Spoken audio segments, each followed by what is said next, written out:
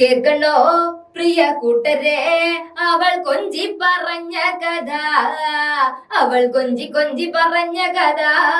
എനിക്ക് പാട്ട് കേട്ട ഓൾറെഡി എനിക്കൊരു ബാധ തീരും. ഒരു 2-3 കൊല്ലമായിട്ട് ഫുൾ നാടൻ പാട്ട് ഫീൽഡ് തന്നെയാണ്. 26 ഫോളോവേഴ്സ് എന്ന് പറയുമ്പോൾ തന്നെ ആൾക്കാർ കമന്റ് തന്നെ ഇഷ്ടം പോലെ വരും. എല്ലാ കമന്റുകളും നോക്കാറുണ്ടോ? എല്ലാ വീഡിയോസും കിട്ടുമ്പോ നോക്കും, എന്നിട്ട് അത് നോട്ട് ചെയ്ത് വെച്ചിട്ട് പാടും.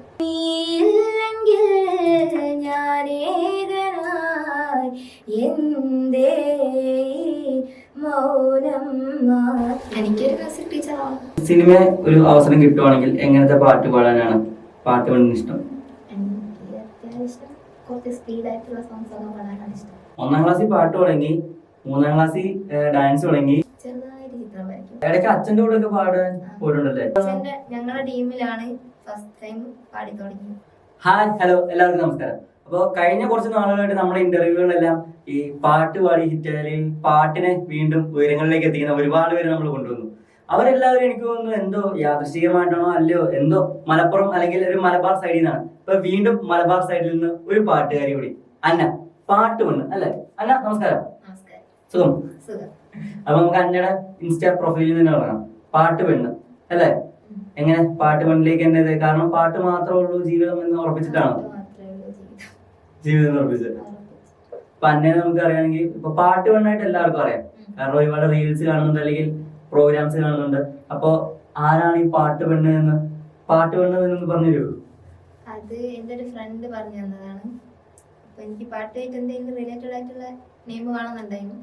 അപ്പൊ അങ്ങനെ ഒരു ഫ്രണ്ട് പറഞ്ഞു തന്നു, അങ്ങനെ ഐഡിയ ആക്കി. ശരിക്കുള്ള പേര് അന്ന. അന്ന അനീഷ്. അനീഷ്. അനീഷ് ഇപ്പൊ എന്ത് ചെയ്യുന്നു? ഞാനിപ്പം BA മ്യൂസിക് പഠിക്കുന്നു. പാട്ട് പഠിക്കുന്നു. അന്നനെ കുറിച്ച് പറയുമ്പോ ആദ്യം പറയേണ്ടത്, വീട്ടുകാരെ നിർബന്ധിച്ച് 1ാം ക്ലാസ്സിൽ പോയി പാട്ട് പഠിപ്പിക്കാൻ തുടങ്ങിയ ആള് ഇപ്പൊ സ്വന്തം ഇഷ്ടപ്രകാരം പാട്ട് പഠിച്ചിടുന്നു അല്ലേ? ആ ഒരു വിധ എക്സ്പീരിയൻസ് തന്നെയാണ്. കാരണം വീട്ടുകാരെ നിർബന്ധിച്ചു കൊണ്ടേ കയറ്റിയത്. നമുക്ക് അറിവില്ലാത്ത പ്രായം. എനിക്കറിയില്ലല്ലോ.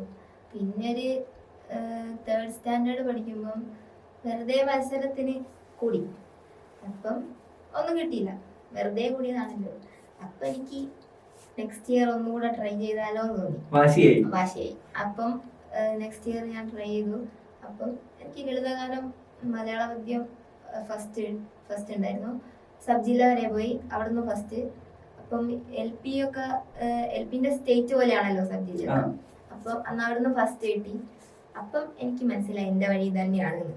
അങ്ങനെ അതിനുശേഷം ഞാനായിട്ട് എന്റെ ഇഷ്ടത്തിനാണ് പാടുന്നത്. അതപ്പോ ഈ 3ാം ക്ലാസ്സിൽ ആദ്യം പാർട്ടിസിപ്പേറ്റ് ചെയ്തപ്പോ സെക്കൻഡ് കൊല്ലം കിട്ടുവാണെങ്കിൽ അവിടെ നിർത്തിയാനെ? പക്ഷേ ഒരു വാശി വന്നല്ലോ, എന്തോന്ന് മിത്തം അല്ലെ? ഇപ്പൊ പാട്ട് കൊണ്ട് എവിടെ വന്ന് നിൽക്കുന്നത്? അതായത് പ്രോഗ്രാംസ് കാര്യങ്ങളുണ്ടല്ലോ, എത്രത്തോളം പ്രോഗ്രാംസ് പാർട്ടിസിപ്പേറ്റ് ചെയ്തു, അല്ലെങ്കിൽ ഇവന്റ്സ് ഒക്കെ എങ്ങനെയാണ് വർക്ക് ചെയ്യുന്നത്? ഇപ്പൊ കുറെ ചെയ്യുന്നുണ്ട്. 2-3 കൊല്ലമായിട്ട് ഫുൾ നാടൻ പാട്ട് ഫീൽഡ് തന്നെയാണ്. എന്തുകൊണ്ടാണ് നാടൻ പാട്ടിലേക്ക്? നാടൻ പാട്ട് നമ്മളെ ഇഷ്ടത്തിന് നമുക്ക് തോന്നുന്ന പോലെ പാടാം, അതുപോലെ കളിക്കാം.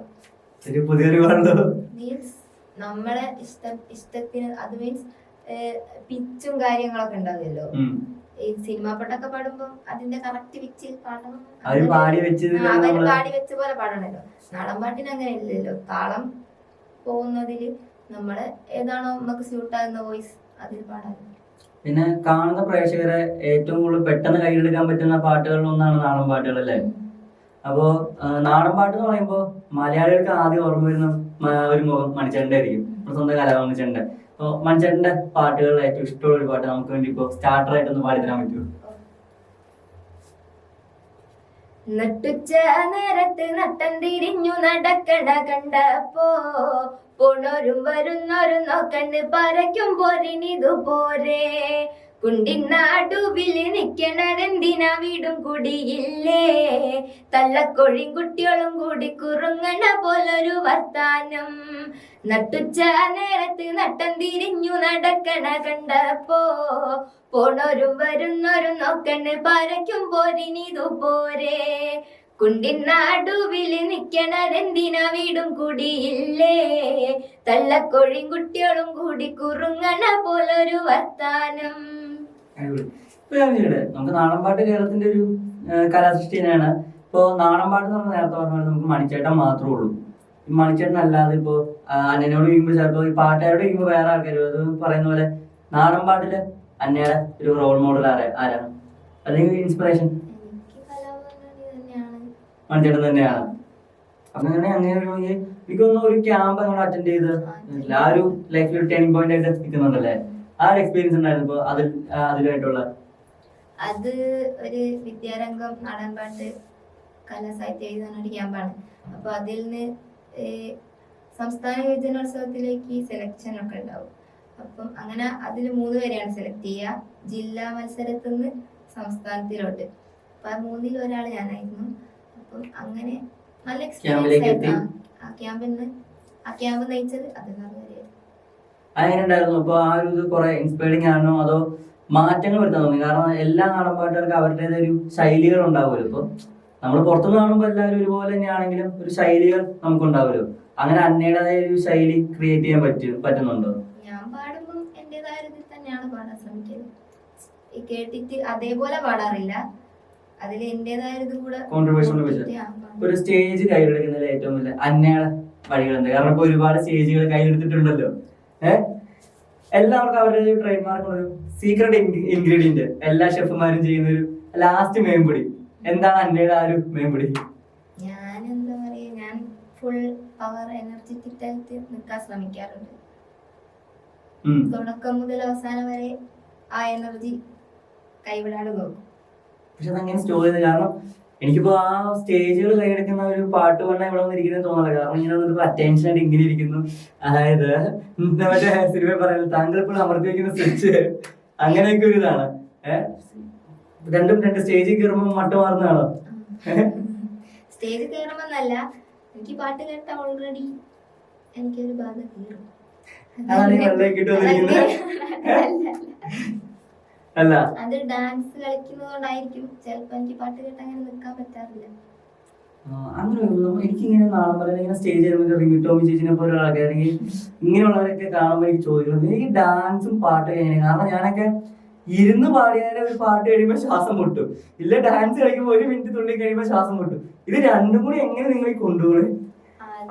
കാരണം മുടിയാട്ടം കളിക്കാൻ കളിക്കുന്നുണ്ട്, മുടിയൊക്കെ ഇട്ട് തലേന്നും കറങ്ങാറില്ല. പിന്നെ ശീലായി. തുടക്കത്തിലൊക്കെ കഴുത്തൊക്കെ നല്ല പെയിൻ ഉണ്ടായിരുന്നു, പിന്നെ ശീലായതുകൊണ്ട് കുഴപ്പമില്ല. ഇതിനു വേണ്ടി ബ്രീത്ത് എക്സസൈസ് അങ്ങനെ ചെയ്യുന്നുണ്ടോ? ഒന്നും ചെയ്യുന്നില്ല. എനിക്ക് കുറച്ചധികം നടന്നാൽ എനിക്ക് അപ്പൊക്കെ എതിക്കും. പക്ഷെ എനിക്ക് പാടിക്കൊണ്ട് ഡാൻസ് കളിച്ച് എനിക്ക് ഒന്നും വരില്ല. ഇത് തന്നെ കറക്റ്റ് ആയിട്ട് വന്നിരിക്കുന്നുണ്ട്. മുടി കഴിച്ചിട്ട് ഇപ്പൊ എപ്പോഴും ഇങ്ങനെയാണ് നടക്കുന്നത്? മുടി കഴിച്ചിട്ട് എപ്പോ വേണേ പാട്ടോടെ കളിക്കാൻ വേണ്ടി? പാട്ട് കേട്ടാൽ എന്റെ മുടി ഞാൻ അനച്ചു പോകും. അതുകൊണ്ടാണ് ഫുൾ ടൈം പാട്ട് മുടി കഴിച്ചിട്ടിരിക്കുന്നത്. അപ്പൊ നമുക്ക് അന്നേനെ കുറിച്ച് ഞാൻ ചുമ്മാ ചെറിയ റിസർച്ച് നടത്തി കഴിഞ്ഞപ്പോ എനിക്ക് ഏറ്റവും കൂടുതൽ സ്ട്രൈക്ക് ചെയ്ത 3 ട്രൂപ്പുകളാണ്: കണ്ണകി, കറുക, നിസാരി. ഇതിലേതാണ് ഏറ്റവും ഇഷ്ടമുള്ളത്? എന്റെ ടീം എന്ന് പറയുന്നത് അരങ്ങ് കൊയിലാണ്ടിയാണ്. അപ്പം കണ്ണകി ടീമിലേക്ക് പാലക്കാടുള്ള ടീം അത്. അപ്പം അവര് വിളിച്ചിട്ട് പോകുന്നതാണ്, കണ്ണകിയിലേക്ക് ഗസ്റ്റ് ആയിട്ട് പോകുന്നതാണ്. ഇപ്പൊ ബാക്കിയുള്ള കറുകയും നിസാരിയിലും നിസരിന്ന് ഉണ്ടായ ഒരു ടീമാണ് കറുക. നിസാരിയുടെ മോനാണ് കറുക. അപ്പൊ ഇവര് തമ്മിലുള്ള ഡിഫറൻസ്, നിസാരിയും കറുകയും തമ്മിലുള്ള ഡിഫറൻസ് എന്താ? നിസാരി ഫുൾ സിനിമ സോങ്സ് ആണ്, അതിലാണ് കറുക നാടൻ പാട്ട്. നാടൻ പാട്ടിന് മാത്രം. കറുക ഇപ്പൊ ഇവന്റ്സ് സ്റ്റാർട്ട് ചെയ്തിട്ടുണ്ടോ? സ്റ്റാർട്ട് ചെയ്തിട്ടുണ്ട്. എങ്ങനെയുണ്ട്? അടിപൊളിയാണ്. നിങ്ങൾ തുടക്കത്തിന്റെ കുറച്ച് പ്രോബ്ലം ഒക്കെ ഉണ്ട്, ശരിയാക്കി വരും. ഇപ്പൊ അന്നയുടെ ഇപ്പൊ കറുകാന്ന് വേണ്ട, ഇപ്പൊ അന്നയുടെ ടീം ആരൊക്കെയാണ് ശരിക്കും? കാരണം ഏതൊരു ട്രൂപ്പ് ആണെങ്കിലും എനിക്ക് ഈ ഒരു ടീം ഉണ്ടെങ്കിൽ ഞാൻ അതിന്റെ കംഫർട്ട് ലെവലാന്ന് പറയില്ലേ? എന്റെ ടീം അരങ്ങ് കൊയിലാണ്ടി. ആ ഒരു അരങ്ങിലുള്ളവരെ കുറിച്ച് ഒന്ന് പറയാമോ? അതിലുള്ളവരെ കുറിച്ച് പറയാന്ന് പറഞ്ഞാല്, ഞങ്ങള് 4 ഗേൾസ് ആണ് മെയിൻ ആയിട്ട് ഉണ്ടാവുക.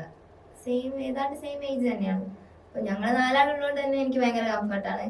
പിന്നെ മുതിർന്ന ആൾക്കാരായാലും ഞങ്ങളോടൊക്കെ ഭയങ്കര കമ്പനിയാണ്, അതുകൊണ്ട് നല്ല കംഫർട്ടാണ്. പ്രാക്ടീസ് സെക്ഷൻ ഒന്നും അങ്ങനെ ഉണ്ടാവാറില്ല. ഇത് 10-15 വർഷമായിട്ടുള്ള ടീമാണ്. അപ്പം അങ്ങനെ പ്രാക്ടീസ് ഒന്നും വെക്കാറില്ല. നേരെ പോവാ പാടുക. ഇതിപ്പോ നിങ്ങളെ ഒരുപാട് ഇതുണ്ടല്ലോ പാട്ടിനനുസരിച്ച് കോസ്റ്റ്യൂം യൂണിറ്റ്. ഇപ്പൊ നോക്കുവാണെങ്കിൽ ഞാൻ പറഞ്ഞ നേരത്തെ ബാധ കയറുന്നു പറഞ്ഞപ്പോഴാണ് ഞാൻ ഈ കോസ്റ്റ്യൂമും മുടി ഇങ്ങനെ അയച്ചിട്ടാണ് നോക്കുന്നത്. ഇപ്പൊ ഇങ്ങനെ പറഞ്ഞു കഴിഞ്ഞപ്പോഴാണ് ഞാൻ കണ്ണ് എഴുതിയാക്കുന്നതിൽ ഒരു പ്രത്യേകതയുണ്ട്. ഇവിടെ ഒരു പോലെ ഇവിടെ ഒരു പോലെ. ഇതൊക്കെ നോക്കുന്ന സ്വന്തമായിട്ടുള്ള ടീം ഇങ്ങനെ പറഞ്ഞിട്ടുണ്ട് ഇങ്ങനെ ഒരു. അല്ല, ഞാൻ അങ്ങനെ തന്നെയാണ്. ഞാനൊരു 5-ലൊക്കെ പഠിക്കുമ്പോൾ തൊട്ട് ഇങ്ങനെ തന്നെയാണ് കണ്ണെഴുതുക. ഡാൻസ് പഠിക്കുന്നത് കൊണ്ട് അങ്ങനെ എഴുതിയത്. ഡാൻസർ ആണ് അപ്പൊ 1ാം ക്ലാസ് തൊട്ട് പാട്ട് പഠിക്കാൻ തുടങ്ങിയല്ലോ. ഈ പാട്ട് പഠിക്കുന്ന നാടൻ പാട്ടാണോ അതോ അല്ല, ക്ലാസിക്കൽ. ക്ലാസിക്കൽ? അപ്പൊ ക്ലാസിക്കൽ മ്യൂസീഷ്യൻ ആണ്, ഡാൻസർ ആണ്. ഡാൻസിൽ ഏതാണ് ഐറ്റം? ഞാൻ ആദ്യം ക്ലാസിക്കലായിരുന്നു പഠിച്ചത്, പക്ഷെ അരങ്ങേറ്റം പൂർത്തിയാക്കാനായില്ല. പിന്നെ ഹിപ്പ് ഹോപ്പ് ആണ് പഠിച്ചത്.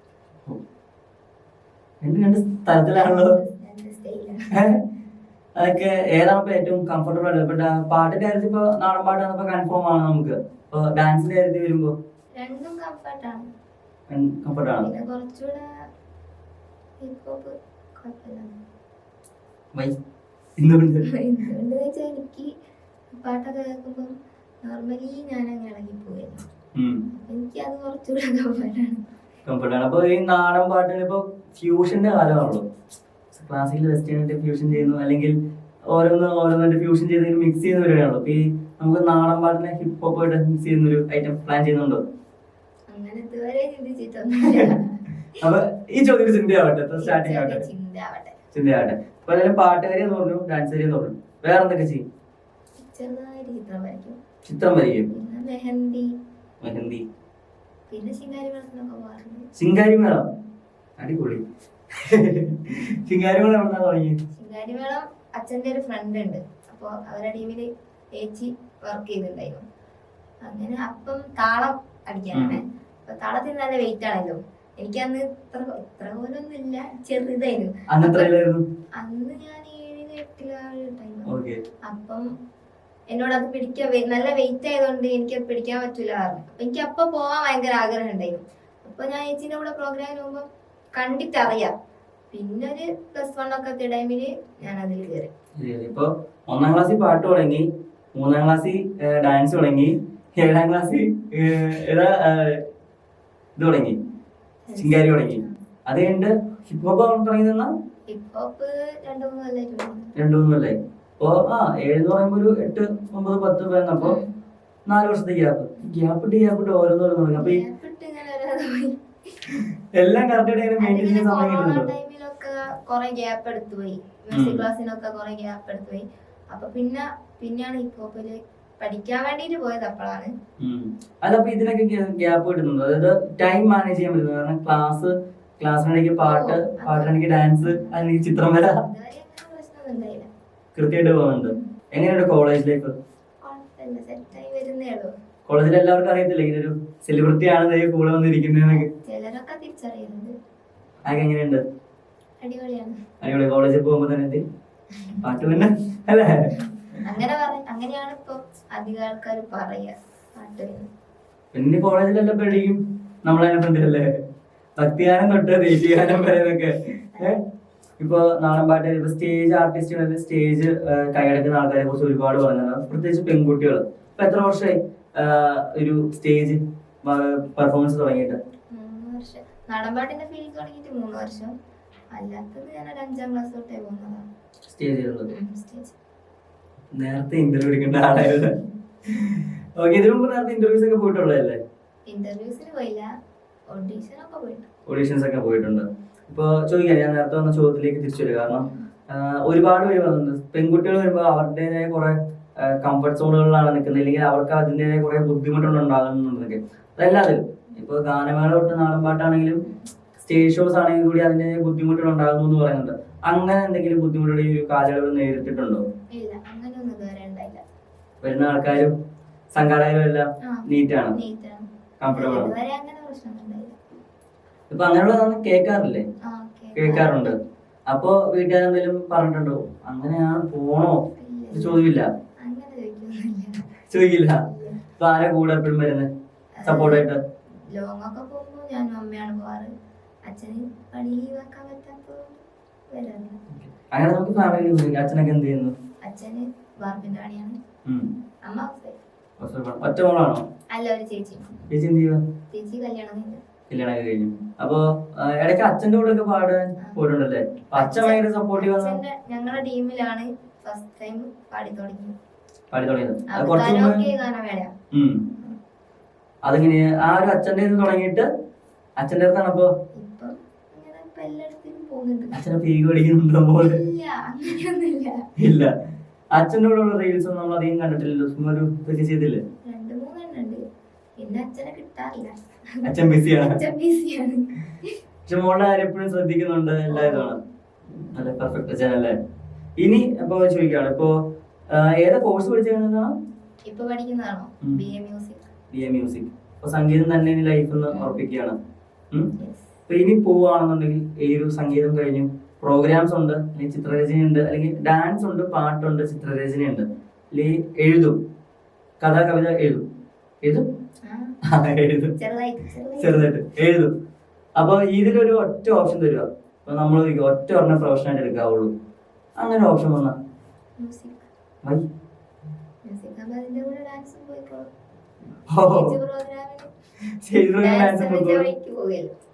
ഇപ്പൊ ഈ പ്രേക്ഷകരല്ല നമുക്ക് ഒരേപോലെയാണ് കൺട്രോൾ ചെയ്യാൻ പറ്റില്ല. കാരണം എല്ലാവരും ഒരുപോലെ. കാരണം ഇപ്പൊ ഗാനമേള എന്ന് പറയുമ്പോൾ നമുക്ക് കൺഫേം ആയിട്ട് അറിയാം പല രീതിയിലായിരിക്കും ആൾക്കാർ എങ്ങനെയൊക്കെയാണ് വന്നു നിൽക്കുന്നത് അറിയില്ല.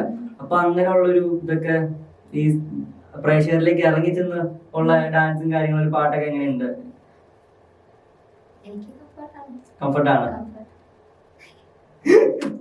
എനിക്ക് കംഫർട്ടാണ് ഭയങ്കര ആലോചിച്ചിട്ടൊക്കെ സെറ്റ്.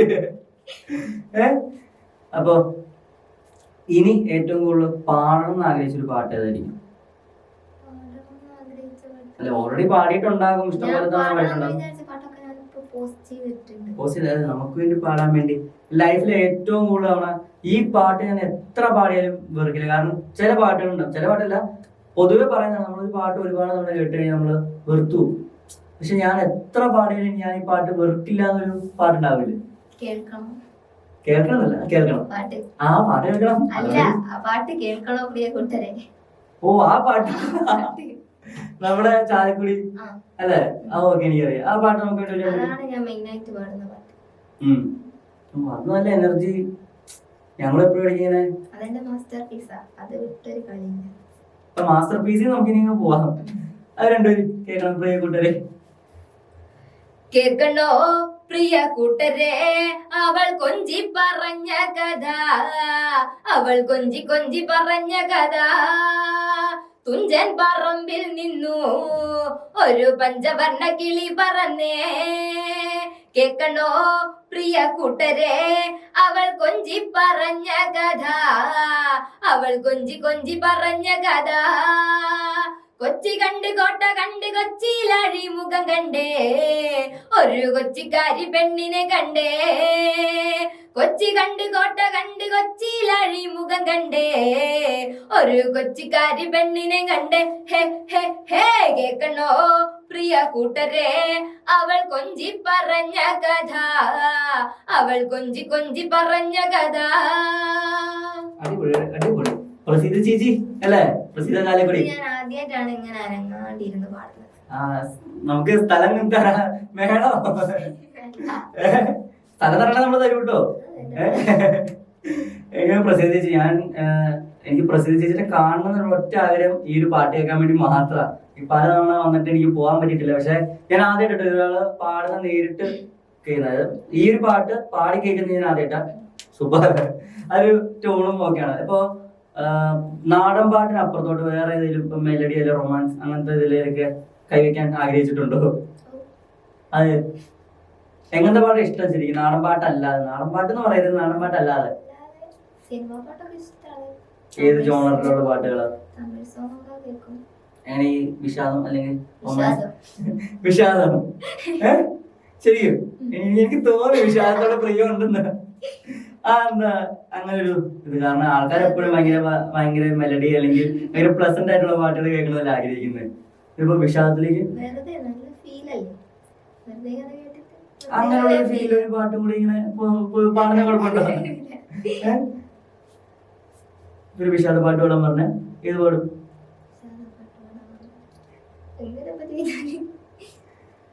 എനിക്കൊന്നും ഇപ്പൊ എനിക്ക് സത്യം പറഞ്ഞാലല്ലേ ഈ ഒരു കോസ്റ്റ്യൂമിൽ ഈ ആംബിയൻസിൽ എനിക്ക് പാടിക്കാൻ തോന്നുന്ന പാട്ടെന്ന് പറയുന്നത് സത്യ പാട്ട് പാടാൻ പറ്റൂ രണ്ടുപേര്? അറിയില്ല ലിറിക്സ് എന്താ? അത് വേണോ? ഓക്കെ വേണ്ട, ട്രോളിങ് കയറുന്നില്ല. നിസാരി നിസരി സോറി നിസരി മറ്റേ നിസരി ആ സാധനല്ലേ? ഓക്കെ. ആ ഇതിലേക്ക് വരുവാണെങ്കിൽ എങ്ങനെയാണ് നിസരിയിലേക്ക് എത്തിപ്പെട്ടത്? എങ്ങനെയാ? അതിലൊരു പാടുന്നവരെ അറിയായിരുന്നു, ഫ്രണ്ട്സ് ആണ്. അപ്പൊ അങ്ങനെ അതിലൊരു നാടൻ പാട്ട് കൂടെ ഉൾപ്പെടുത്തിയാൽ എങ്ങനെ ഉണ്ടാവും എന്ന് ചോദിച്ചു. അപ്പൊ അങ്ങനെ ഞങ്ങൾ പ്രാക്ടീസ് ഒക്കെ വെച്ചു, ഗിറ്റാറും കീബോർഡൊക്കെ വെച്ച് നാടൻ പാട്ട് ഫ്യൂഷൻ പോലെ ട്രൈ ആക്കി. അങ്ങനെയാണ് അതിൽ കറുക വർക്കൗട്ട് ആവുമെന്ന് തോന്നി.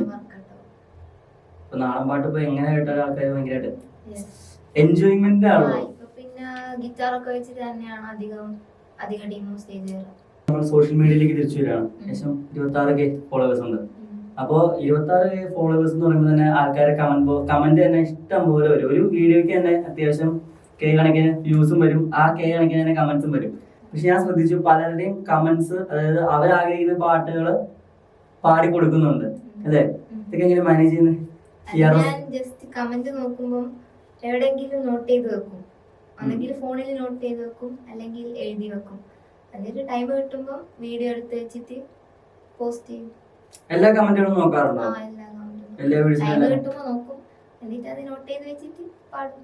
ആരും കുറ്റങ്ങൾ പറയുന്നുണ്ടോ എന്ന് അറിയാൻ വേണ്ടിട്ടാണോ? അല്ല, വെറുതെ കമന്റ് കാണുമ്പോ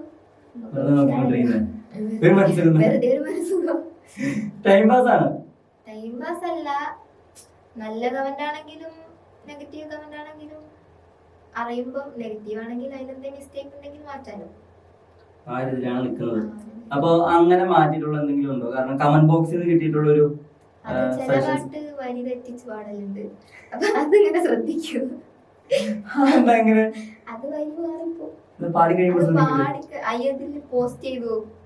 ഇടയ്ക്ക് ഞങ്ങള് ടീമായിട്ട് പാടുന്നില്ലേ, ആ രണ്ടും ഞങ്ങൾ 3 പേര് പാടുന്ന പാട്ടൊക്കെ, അതിൽ ഞങ്ങൾ 2 ആൾ അധികം പാടുമ്പോ വരി തെറ്റായിരിക്കും.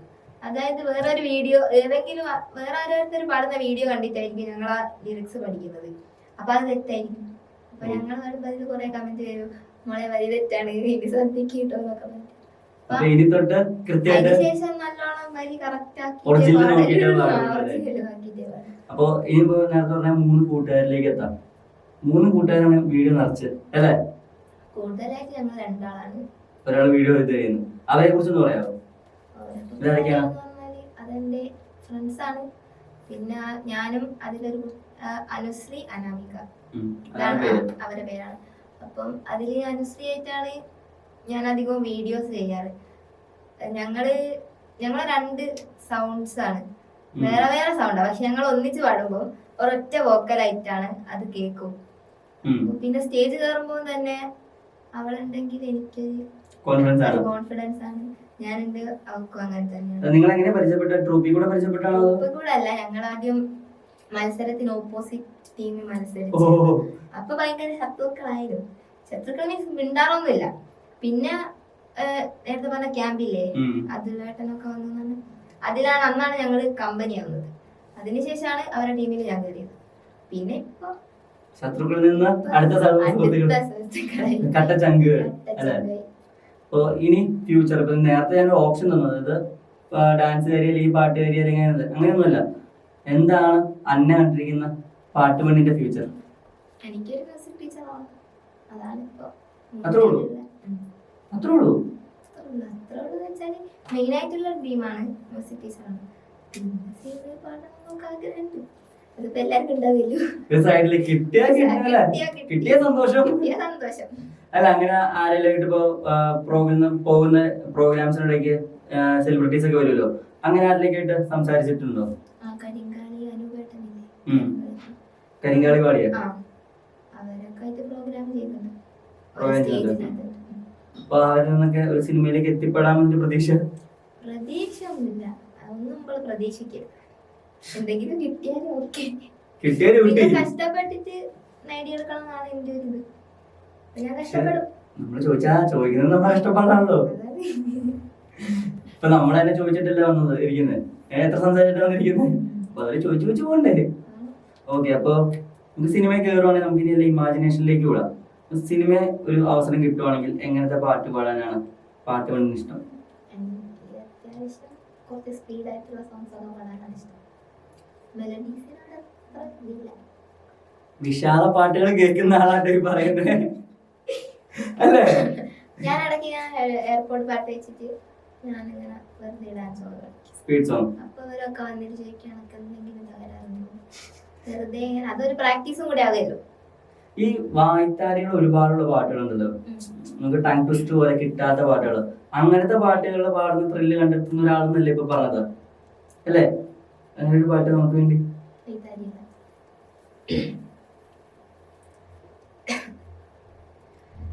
തഗ തഗ താര തഗ താര ദിത്തൈ താരാരാരോ, തഗ താര താര താര ദിത്തൈ താരാരാരോ, തഗ തഗ താര തഗ താര ദിത്തൈ താരാരാരോ, തഗ താര താര താര ദിത്തൈ താരാരാരോ. അന്തിക്കണ്ണെത്തുന്ന നേരത്ത് ഞങ്ങൾ എൻ്റെ അമ്മയെ നോക്കിയിരുന്നേ, എണ്ണക്കറുപ്പുള്ളെൻ്റെ അമ്മ മുന്നാഴി നെല്ലും പറിച്ചോണ്ടു വന്നേ. തകതാര തകതാര ദിത്തൈ താരാരാരോ, തകതാര താര താര ദിത്തൈ താരാരാരോ, തക തക താര തകതാര ദിത്തൈ താരാരാരോ, തക താര താര താര ദിത്തൈ താരാരാരോ. അടിപൊളി. നമുക്കിപ്പോ ഞാനിപ്പോ ശ്രദ്ധിച്ച കാര്യം, സാധാരണ എല്ലാ പാട്ടുകളും ശ്രദ്ധിക്കാറുണ്ട്, ഇപ്പൊ പാട്ട് വേണ്ടിയിൽ ഞാൻ ശ്രദ്ധിച്ച കാര്യമാണ്, സംസാരിക്കുമ്പോൾ ഞാൻ ഇങ്ങനെയാണ് സംസാരിക്കുന്നത് എന്ന് പറഞ്ഞിട്ട് പാട്ട് പാടുമ്പോ വോക്കലും സൗണ്ടും അല്ലെങ്കിൽ എക്സ്പ്രഷൻ എല്ലാം മാറും. സാധാരണ ഇവിടെ എഡിറ്റർ ഇന്റർവ്യൂ കഴിയുമ്പോൾ പറയാറുണ്ട്, നിന്റെ സൗണ്ട് മാത്രമാണ് കയറി വെക്കുന്നത്, പറയുന്നതാണ് ഇങ്ങനെ ശാന്തമായിട്ട് പറയുന്നത്. ഇതിപ്പോ എന്റെ സൗണ്ടിനേക്കാൾ മുകളിലാണ് പാട്ട് നിൽക്കുന്നത്. അതുകൊണ്ട് എനിക്ക് ആഗ്രഹം ഒരു മെലഡീസ് ആണ്, സാധനം കുറച്ച് ഡൗണിൽ നിൽക്കുന്നുള്ള പറഞ്ഞാൽ ശ്രമിച്ചു നോക്കുന്നു. കാരണം പാട്ട് കൊണ്ട് എപ്പോഴും കുറച്ച് മതി, ഒരു കാര്യം. കാരണം എപ്പോഴും ഈ ഹൈപ്പിച്ച് അല്ലെങ്കിൽ സ്പീഡ് തന്നെ പാട്ട് പണിന്ന് കേൾക്കുമ്പോൾ നമുക്കൊരു ആഗ്രഹം ഒരു മെലഡി കേൾക്കണം. നീല്ലെങ്കിൽ ഞാനേതനായി എന്തേ മൗനം മാത്രം, നീലവാന ചോലയിൽ നീന്തിടുന്ന ചന്ദ്രികേ. Okay, super super. ഇന്റർവ്യൂ കൊടുത്തു തുടങ്ങിയിട്ടുണ്ടെന്നല്ല പറഞ്ഞേ. അപ്പൊ ഇങ്ങനെയുള്ള ആൾക്കാരോട് ഞാൻ എന്റെ ഇന്റർവ്യൂകളിൽ ഏറ്റവും അവസാനം പറയുന്ന കാര്യമാണ്, ഇനി വലുതായി വലുതായി വലുതായി വലിയ താരമാകുമ്പോൾ ഞങ്ങൾ വീണ്ടും വിളിക്കും. അപ്പൊ ഒരുപാട് വലിയ ഡിമാൻഡ് ഇടാതെ ഒരു ഇന്റർവ്യൂ വരാൻ മനസ്സ് കാണിക്കണം. അല്ലാതെ തിരക്കാണെന്നൊന്നും പറയരുത്. ഒരുപാട് ഉയരങ്ങളിൽ എത്തട്ടെ. കാരണം ഒരുപാട് കഴിവുകളുണ്ട്, എല്ലാ കഴിവുകളും യൂട്ടിലൈസ് ചെയ്യുക. ഇപ്പൊ അധ്യാപിക ആവുകയാണെങ്കിലും എല്ലാവർക്കും ഒരുപാട് സഹായങ്ങൾ ചെയ്യാൻ പറ്റട്ടെ. അപ്പോൾ താങ്ക്സ് സോ മച്ച്.